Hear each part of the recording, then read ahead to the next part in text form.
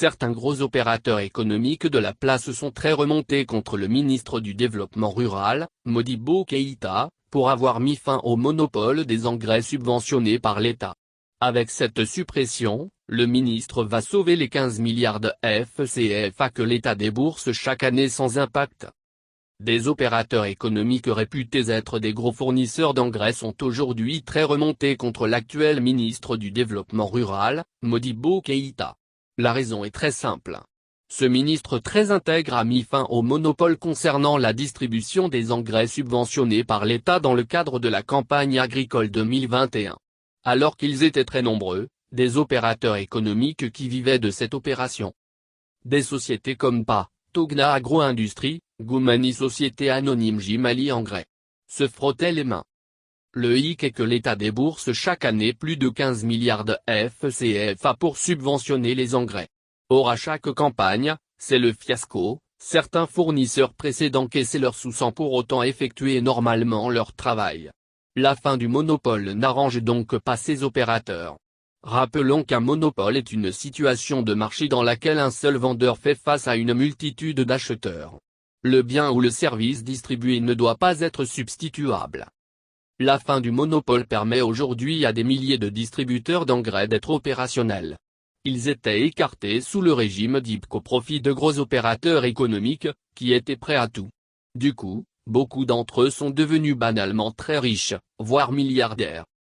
C'est par décision 00032-1/NDRSG en date du 1er juillet 2021 que le ministre Modibo Keïta a mis fin au monopole en donnant l'opportunité à chaque distributeur de tenter sa chance.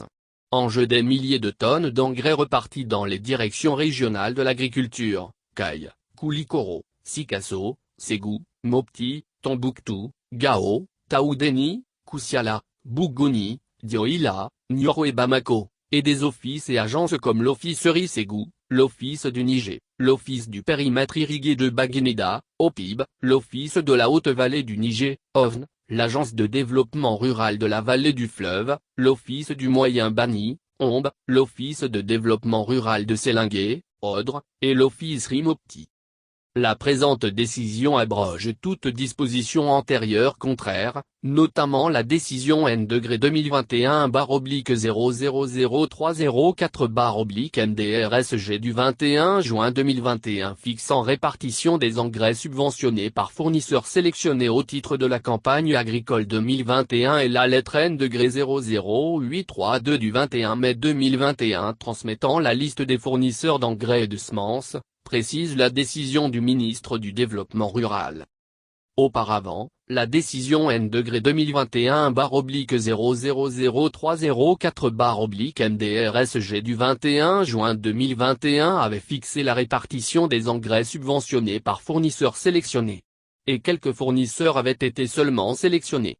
Il s'agit de PA, Togna Agro-Industrie, Jimali Engrais, Éléphant Vert, Orgafer, Sénéyiri Oiseau, Dunkafa, Somadeco Industrie, Sangoï Sarl, SAD, Profba, Mbuna Logistique Transport, Satracom, Sofavia, Sodiaf, Sivara Sarl.